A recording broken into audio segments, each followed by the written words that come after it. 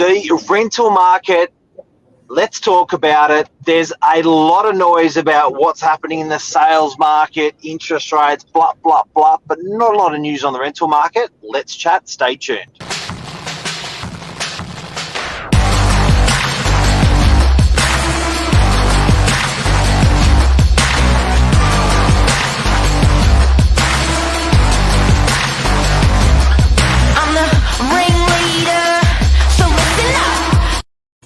Good morning, everyone. Welcome to Morning Minutes, episode 473. How's the rental market? Good news, bad news? Thought we should talk about it. As you said, Mark, in the opening, everyone always talks about sales, but there's not much about the rental market. And what does $500 a week get you for rent? What does $1,000 a week get you for rent on the northern beaches? Let's have a yarn. Well, first of all, it's really interesting. The rental market, Mark, what's sort of the sentiment? Let's go for that first. The sentiment. You chat with a lot of the property managers and leasing consultants often. So, what's sort of their vibe? How are the opens going? Let's start with that. Well, put it this way: depth of COVID, we had over 1,000 properties on the northern beaches for rent. That was an absolute chronic record high for the amount of properties for rent on the northern beaches. It's all the way down to below 600 now. So and that number is a normal number that we've always sat at for the last 3, 4, 5, 10 years. So we're back to normal levels with stock availability. There is no stress stock availability. If there's too much stock, rents are going down. If there's not enough stock, rents are going up. Yeah. So, and properties are, from our point of view, we would normally sit on 40, 50 properties. And I think you said we got about 15 or 20 at the moment. So it looks like things are leasing a lot faster. They're leasing faster. They're leasing at better rents. It's a bit counterintuitive because you think a northern beaches district like ours would do better in that summer period, but we're doing really well through winter now, which is very, very interesting. Normally winter we're holding a bit more stock from an agency perspective, and not at the moment. I think a lot of the only real booming market's been residential sales, in particular housing. Like when you take a step back, you go residential rentals has been pretty slow the last year. Commercial sales and rentals been pretty slow. But so it sort of just shows a lot of people in this time, they wanted to own, they wanted to upgrade to a house. It was a big push. So it's interesting to sort of take that bird's eye view, break up some of the sectors and see what really did well. We're starting to see a bit of a push in the commercial market and the rental market, but let's see what you can actually rent. Let's have a look. So just a bit of an overview, like what you can rent, for instance, on the northern beaches and for how much. What do you got as a studio? Yeah, entry level DIY furnished studios, sort of $380 a week is your entry level. $380 a week, nice bathroom, nice kitchen. I do believe people would think that's pretty cheap. I don't know. I just think a lot of people, when you compare elsewhere of northern beaches, like outside of Sydney, I reckon northern beaches is pretty, like you look at Parramatta, I don't think you can rent anything there for that price, same as buying. Okay, freshwater with water views, one bed of $440. Pretty cool. So studios are at around the $380. One bedders are around what? $450 to $550. Yeah, look at that with views. Nice little view out to Freshie there. So that's what you're getting around that 440 mark. So 450, 550. That's what you're getting. What do you get two bedders for on the northern beaches, Mr. Bergio? I'm glad you asked. Looks like starting price is $550 for an older block. Look at that. Like $550 is good. You know, if you're piling 3 people in, it's even better. Yeah. Imagine 2 couples. You'd love it. $100 a week, basically. Okay, let's go have a look at a bit of the higher. 8 Brazilians. Yeah, let's have a look at the higher end, 23 Roger Street. These are nice new apartments, 2 beds, furnished, it looks like. As well, All right, now that's so two bedders 550 up to sort of 650, 750, even 850 for a super premium two bedder. What are you getting houses for on the Northern Beaches? There's one in Narrowena, $1,000 a week.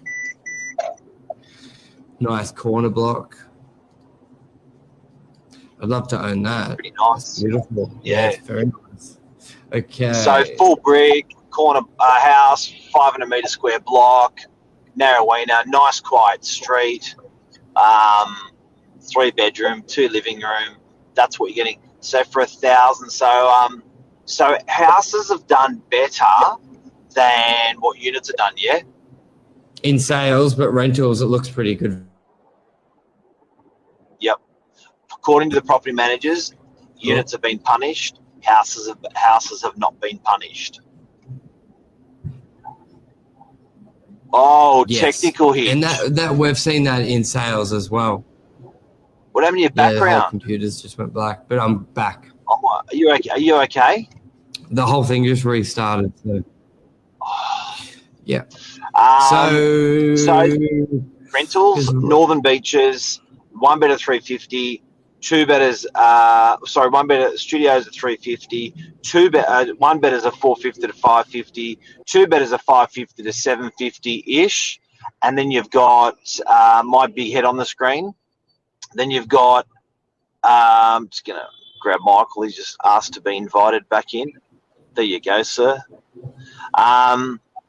Then you got houses kicking in at about the 900 mark, going all the way up to the 2,500 a week mark, maxing out there. That's what you're getting on the Northern Beaches. Now, landlords, I do have to say, the landlords on the Northern Beaches for rentals, the landlords on the Northern Beaches are complaining that their rents haven't gone up in 2 years, 4 years, or 5 years. I do have to remind all landlords that your holding costs of that asset are a half or a third of what the holding costs were 5 or 7 years ago. So when you point that out to our trusty landlords, they go, understand the market pressures, rent hasn't gone up, but that's cool because it's cheaper to hold the asset. Yeah, like a standard, let's say $1 million property at principal and interest 5-6%. What's that? 60 grand a year.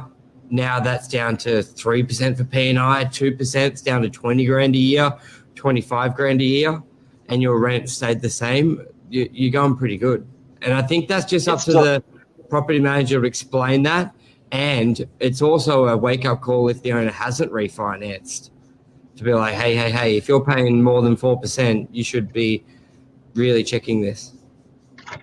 And the big thing for a landlord, and guys and girls, you've got to remember from a landlord perspective, even being a tenant perspective, because you're missing out on this. You are, like we just said, landlords, look, you haven't had your rent go up, so and your interest rates have, your holding cost of your asset have gone down. But don't forget, you've actually made capital growth. So where a landlord will make 4 or 5% a year in rent, they will also make 10% a year in capital growth, and in the last year, more like 20%. Very true. What does that mean? What does that mean in percentages? Like a little old 2-bedroom unit in DY that was worth 700 grand is now something for 10 to 20% more. So the landlord made $100,000 in capital growth, right? So they're going, why has my rent not got up?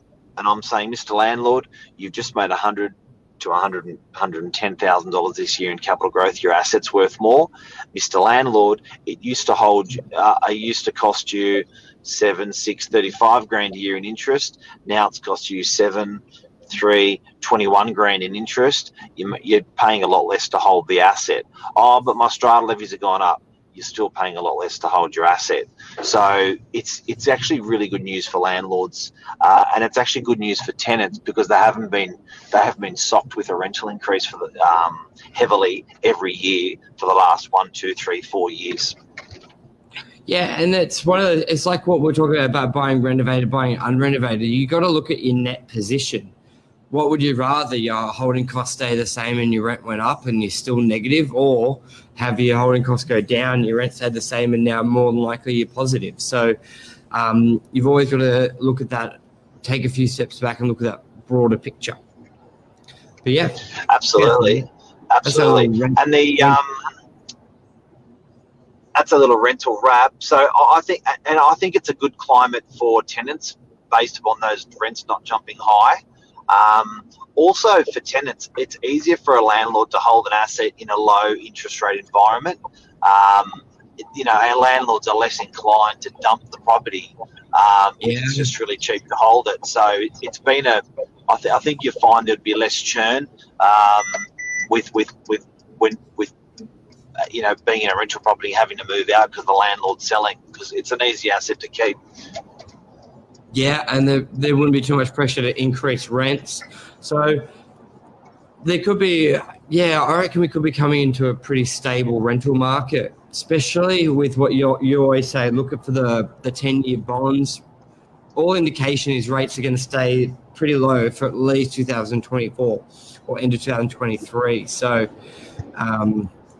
because you always had tenants moving out when rent would go up, but a lot of owners would be on a good deal. There's not a lot of upward pressure in rents, so the owners wouldn't be increasing the rent on a lot of properties. And because they got less interest, hopefully they're reinvesting back into the property, paint carpet. So as a tenant, you're actually getting a better quality property for the same, if not less money. So, and I do say that as well. It's good perspective to look at. I do say, like, on the horizon of Mr. Landlord, you're making a little bit more in rent out of your property because the rent's staying the same, but the interest rates have gone down. I always say put a little bit back into the property, give it a bit of love. You can't just take with both hands. So I think it's time for landlords certainly across our business, and we're managing thousands of landlords. It's a good time to put back in, get the tax deductions out of the property so you're not paying it to the tax man. Do carpet, do paint, do kitchen, do bathroom. And if you're wondering what you should do first, go for the lowest hanging fruit. I always say maximum impact, minimum cost. So things like carpet and paint are maximum impact at a minimum cost. Kitchens and bathrooms are expensive. Perfect. All right, on that note, we'll wrap it up. Hopefully it helps you guys out there. If you're a landlord or a tenant, even if you're not Northern Beaches, forward this to friends or family. Hopefully it'll help them out. Cheers, bye. Thank you.